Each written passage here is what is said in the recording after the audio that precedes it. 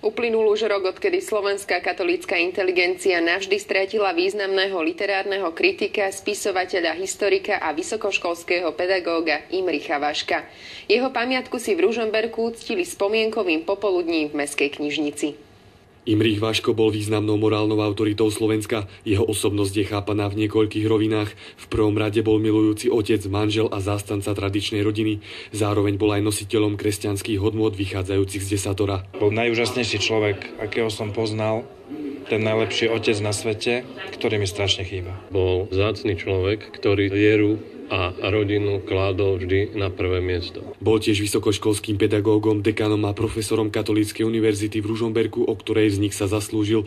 Pre študentov sa stal vzorom. Bol svetlom, za ktorým tí študenti aj išli, lebo vedeli, že je druhým otcom a chce pre nich len a len dobre. Mal široký rozhľad, bol veľmi vzdelaný. Bol človek veľkého srdca a silného ducha. V neposlednom rade bol jedným z najvýznamnejších literárnych kritikov, historikov a vedcov na Slovensku.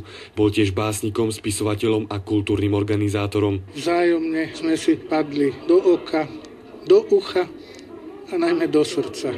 Tak bol to človek s veľkým čo. Vedel proste sa porozprávať s človekom.